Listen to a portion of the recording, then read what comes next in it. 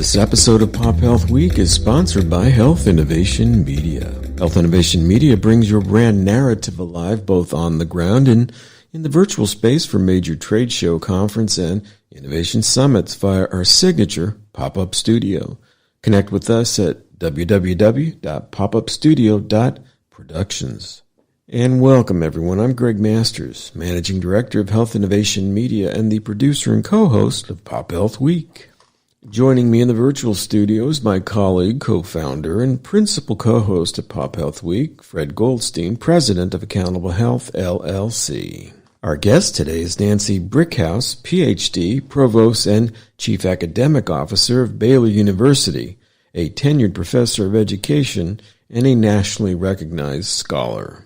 Dr. Brickhouse oversees the university's 12 colleges and schools, research enterprise, university libraries, and centers and institutes. She previously served as provost at St. Louis University, a Jesuit research university with 8,000 undergraduate students and 6,000 graduate students at its main campus in St. Louis. During her tenure, she played a key role in repositioning St. Louis University's finance, operations, and academic endeavors to meet a rapidly changing higher education landscape. Her time at St. Louis University included the development of university-wide undergraduate learning outcomes and strengthened support for teaching quality. Dr. Brickhouse also initiated a robust portfolio of faculty development programs, including those designed to support female faculty and others historically underrepresented at the full professor rank and in academic leadership positions. And with that introduction, Fred, over to you. Help us get to know Provost Brickhouse. Thanks so much, Gregg and Nancy. Welcome to Pop Health Week.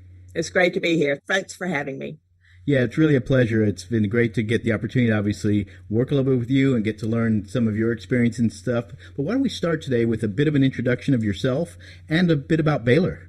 So I am the provost at Baylor University. What that means, I'm the chief academic officer, and I basically oversee the work of the faculty. So whatever it is faculty do, whether it's teaching, whether it's research, whether it's service, I'm kind of the one who oversees all that. I'm in my second year as provost at Baylor University, and prior to that, I was at St. Louis University, and prior to that, I was at the University of Delaware. But I'm a native Texan, so I'm returning home. It's really great to be back home. And I understand you went to Baylor as an undergrad, is that right? I did. I am a proud alum of Baylor University, so I have come full circle. Although I will say the undergraduate class is probably twice as large as it was when I was a student here. So while there are a lot of things that are the same, there are also a lot of things that are different. Obviously, things move forward, and it's great to see it. And your background, though, you actually did undergraduate, I understand, in chemistry and got a master's in chemistry as well. Is that right? That's right. I was a chemistry major here at Baylor, and then I did my graduate work at Purdue. And that was in? My PhD is in science education. And so, it's been very interesting working in a pandemic because so much of managing a pandemic is about managing behavior. And the way that you manage behavior is very much an educational effort. And I've always been kind of a science for the people kind of person. All my research is really about, how do we create a more educated populace, particularly educated in the sciences. And so in a way, the pandemic's been fascinating from a purely intellectual point of view. If only the stakes weren't so high. Exactly. And so Baylor early on did a really good job bringing the students back, and has always been, as I've noticed, it really student-focused, faculty-focused, employee-focused. What are some of the things that you've seen, the work you've done at Baylor to, one, get the input from the faculty, and two, make decisions that allow them to feel comfortable coming back to work? So first of all, let me give you a little bit of context in terms of Baylor. We have about 15,000 undergrads, which is almost entirely residential.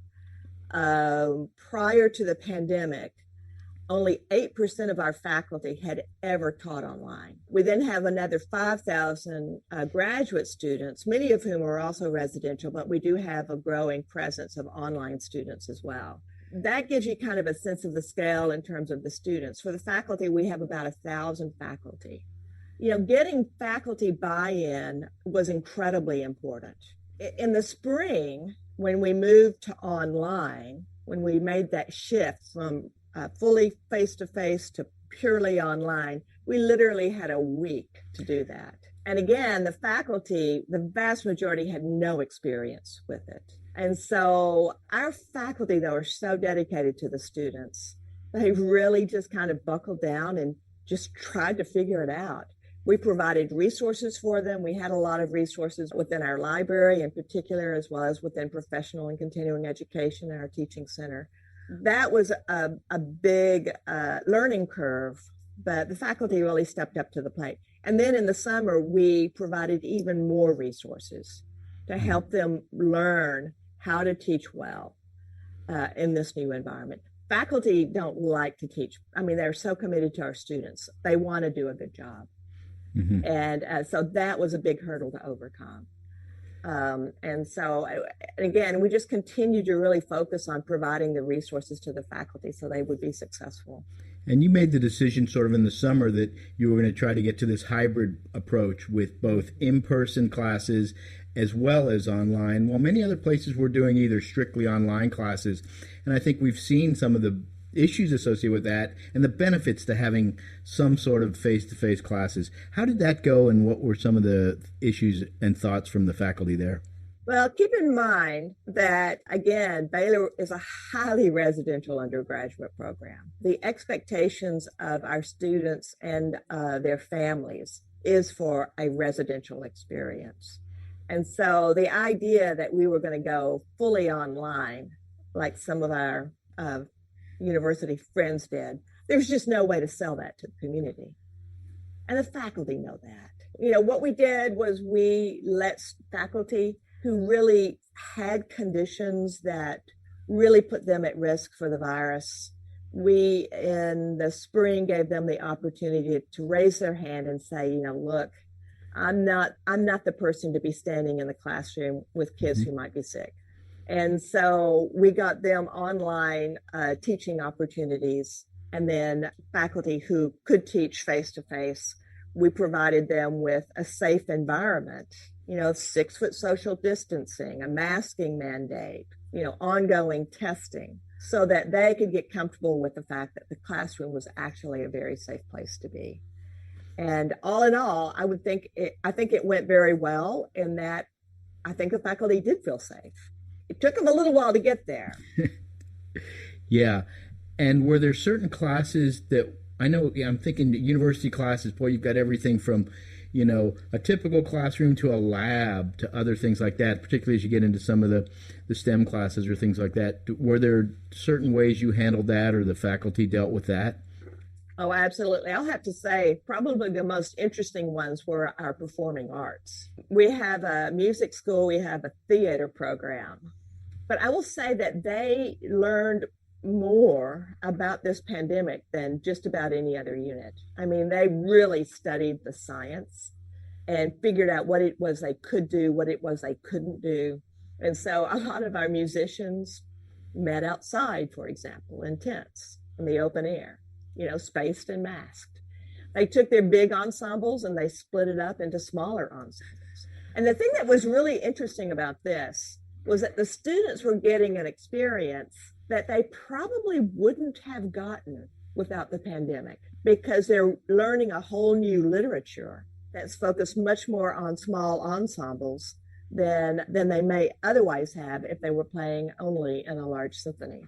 Yeah, as I recall, Baylor set up these tents outside, some of them just the covers, and then there was the opportunity for groups like your music groups and others, dance groups, to use those as spaces to conduct their classes or their rehearsals and things like that. That's exactly right. We also had theater performances that were done entirely outside. Oh, that sounds great. Were there any differences in terms of how people had to teach or things like that? I know that's been something that's been discussed at other places, different approaches to teaching indoors versus outdoors. Did you see any of that? People largely taught outside only if they really needed to. And it was tended to be for these very special kinds of groups like the performing arts. We were fortunate enough to have enough inside space to be able to manage most of the classrooms that really needed to be inside. We were able to keep those inside. I should also say, we also used local churches. So we actually spanned out into the community, particularly the music school and the law school. The law school had to do a mock court, for example. They do a lot of practice court, mock court stuff, which really takes a large space. And they didn't have a large enough space at the law school for people to be able to do the 6-foot social distancing. And so they did it at local sanctuaries, church sanctuaries. And, that seemed to, fit the need. Right. Grab a bigger space. You're able to spread out, get the people in. That's fantastic. That's just a great idea. And as you think about those, what percentage of your classes were actually conducted in person? About a third were entirely in person. And then another third was mostly in person, but had some online components, or students might be cycling in and out between online and face-to-face. And then 1/3 fully online.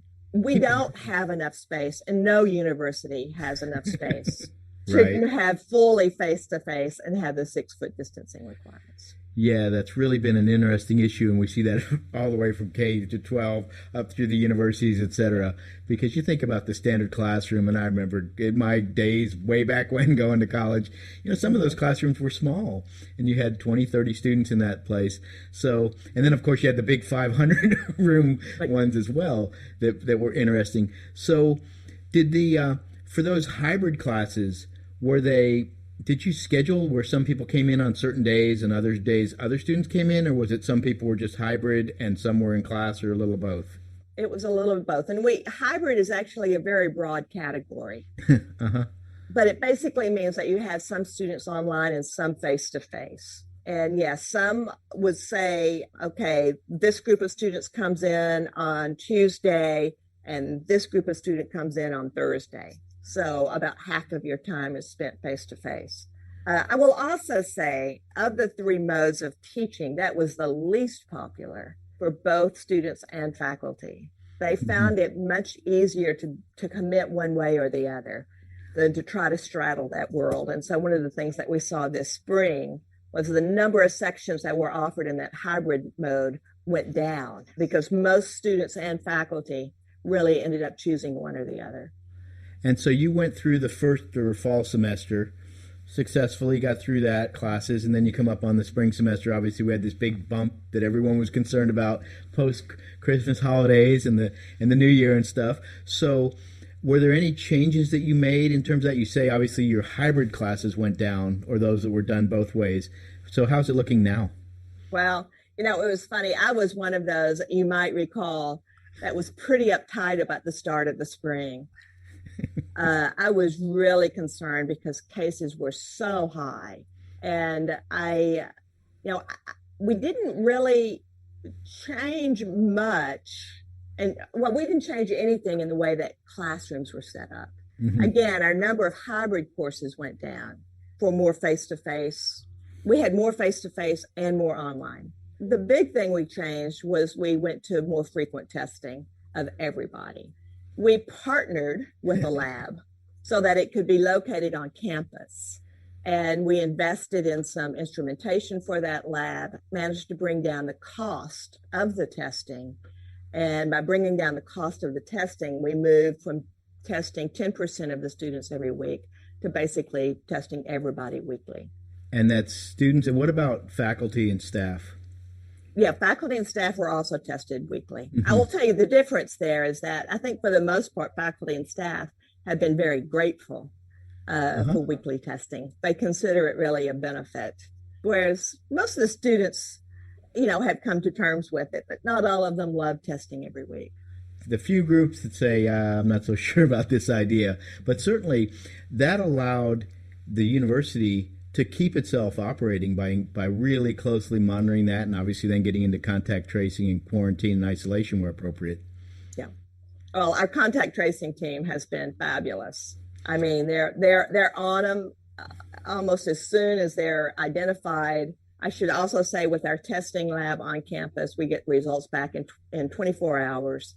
The contact tracing team's right on, and we get them isolated. And that's made a big difference in us being able to control our cases this spring. Yeah, I think, to date you've really done a fantastic job, because you actually, there are so many universities today that are still wondering at what point do we stop out online and try to have some classes. And you've shown essentially that there's a way to do this. It's not the risk of zero, but it definitely can be done. And it's so important, as we're seeing with the mental health of students and others who are being isolated and not having classes, et cetera. So it's been great to see that. I mean, I would say that we don't know of any cases in which someone has caught COVID-19 in a classroom. And I do believe that the faculty also feel safe in our classrooms because of the way that we've distanced. We've got everybody masked. It is a safe environment. Right, right. And as you look out into the next semester, next year, how do you see that? What sort of things are being considered? Obviously, it's still really early, and things can change, as we know. We'll see where the numbers progress over the next couple of months. But what is the thinking, in terms of school for next year? I am hearing others talk about, hey, we're going to try to really be open. So, I really anticipate that we will be as well. That I expect that we will have a largely vaccinated Baylor community that will be able to meet in classrooms with regular distancing in the fall, that it will be much more the residential experience that Baylor has always been known for. The big questions are, how are we going to ensure that everybody who can take the vaccine does take the vaccine?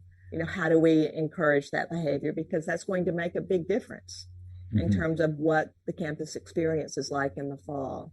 Also will be questions that we'll need to address around what kind of testing we're going to do, what kind of masking we're going to expect. Some of those details, I just don't think we know enough about what the conditions are going to be in the fall to know what the answers to those questions are right now. Right. It's still an open issue, the whole group of them, in a sense. And I know the university's been really in close communications with the county and others around trying to get access to vaccines. And I think that's been a really forward-thinking approach that I'm not sure everybody out there is doing that. And if you're just tuning in, you're listening to PopHealth Week. Our guest is Nancy Brickhouse PhD, Provost and Chief Academic Officer of Baylor University, a tenured professor of education, and a nationally recognized scholar. Well, I will say that one of the things that was really important to us as a university when this pandemic hit was to make sure that the university's impact on the community was either zero or positive. There are a lot of communities around Baylor University that are very vulnerable in this pandemic. And we recognized that, and we wanted to make sure that there was not spill out from, young people having a negative impact on surrounding communities. And I have to say, I feel really pleased with what we've done there, that the county has been very complimentary of everything that the university has done. We've worked closely with them to keep them informed in terms of what our thinking was, in terms of how we were going to mitigate the disease on campus, how we were going to prevent spillover into the community. We've sought their advice, and they have continued to be very supportive of all the measures that we've taken. We've worked with the county as well in terms of getting the vaccine and helping to distribute the vaccine. Actually, at McLean Stadium, our football stadium, we've had drive-up vaccines where you can get a shot in the arm without getting out of your car. It's a great use of a big parking lot that's not being used when it's not football season. We intend to continue to be a good resource for the community in that regard. One of the other things that clearly came up early on as we were working with you is you're one of these top-notch universities. So within your faculty, you have incredible expertise across much of what we're trying to deal with. And that's been incredible to watch that kind of rise up and come together from the different groups as well. Well, being new to Baylor, I didn't know that we had these individuals at Baylor. And I have to say, when this first happened, I felt a little concerned because we don't have a medical school. Right. My friends who have a medical school right there on campus, I thought, man, they've got resources. Well, actually, we had more resources than I knew. I just didn't know who these people were. And so we've had tremendous help from faculty whose research is actually in the area of managing pandemics. I mean, who would have thought that the chair of anthropology, for example, I mean, I might have looked at environmental science. We also had fabulous expertise there. That might have been a little bit predictable, but anthropology, really? Right. But we have a lot of experience there, and they have been so generous with their time and their expertise, and have provided invaluable advice to help us manage this pandemic. And I would assume that that advice from those individuals at those various departments is something that the other faculty obviously would look to and say, wow, that's a big help for you as you try to bring the others along. Is that right? Absolutely. They know the language of Baylor. They've got friends at Baylor. They help explain the crazy things that the administration is doing. And I will also say, one of the things that I think is interesting about this group of faculty is they're actually they don't think alike. And so when you're trying to make difficult decisions, that's a particular asset, because you're not just getting a point of view, you're getting multiple points of view. And that's really helpful as well. Right. To get those diverging opinions or disparate opinions, so you can then come to some sort of a conclusion and make sure you've thought through all of the possible different scenarios. It's been fascinating to watch that. Yeah. Oh, listen, when Michael Muhlenbein and Ben Ryan agree, it's the right thing. Right. Very true. Very true. And you may want to let our audience know who Michael and Ben are, although we did have a show with Ben a couple of weeks ago.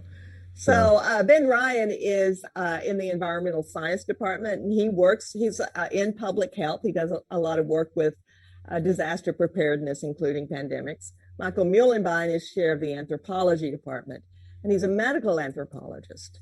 And so he studies this disease much more at the molecular level. Yeah, and I know there were some educational programs, or maybe question and answer sessions you did with your faculty and things like that, and brought in those folks as well. Absolutely. And so is faculty fairly comfortable now where things are? I think they are. There's been, of course, a little bit of a kerfluffle in Texas with the governor lifting the masking mandate and going to 100% open. So a lot of people have worried about the position that would put universities in. And faculty in particular have reached out to me. They were concerned because I think the agreement that the faculty had was that, hey, we'll teach in person. Okay, that's what we'll do. But the administration's job is to keep in place these health management techniques that we know prevent the spread of the disease, that will keep me safe so I can be in the classroom. I mean, that was the deal. And you can't really change that deal mid-semester. And my understanding is, having actually read that executive order, that yes, he said you can't mandate, that there's not going to be a state mandate, but individual organizations or companies can. But obviously then you're dealing with somebody who just says, well, I don't care. Right. And that gets really tough. Yeah. And my understanding is, to date, the mask wearing has been pretty good at Baylor, as I understand, from all the folks. Yeah, I think for the most part, yes. I mean, that's not to say that there aren't times when students let their guard down. Right. But, I think we've seen compliance increase over time. It's gotten better over time in spite of the fact that they're more exhausted. I think it's become more accepted. I think people have gotten used to it. I'll have to say, the other thing in Texas, wearing a mask when it's 40 degrees outside isn't so bad. The problem is really when it's 100 degrees. Yeah, I can imagine. That's not pleasant. Yeah, we haven't gone through that yet in Florida. It's coming up, so I'm waiting to see what the summer is going to be like with our humidity. Yeah. So let me ask you one other question that I hadn't really thought about. What's been the impact of this on some of the university's research and the faculty's ability to do research? Obviously, we've hindered travel and things like that. Yeah, it has certainly cut down on travel. But actually, our research has continued to grow. Wow. Baylor's research is currently growing at about 30% a year, at least in terms of research expenditures. And the pandemic did not have much impact on that. So, and there have been opportunities for some individuals to reorient their research in ways that address the pandemic and actually take this as an opportunity to do research that they might not otherwise have been able to do. For example, we have a big program through our Baylor Collaborative on Hunger and Poverty that sends out meals to young children, because when schools are closed in rural areas, that means students don't eat. With the pandemic, that's become a particularly serious concern. And so our efforts to really ramp up that whole initiative and to not only, provide the meals, but to also understand food distribution systems, those kinds of research questions. There's been a lot of opportunity to really ramp up in that area. Well, that's a fantastic initiative. And I want to thank you so much, Nancy, for coming on PopHealth Week. It's been a pleasure having you. It's great to see you. It's been fun to talk.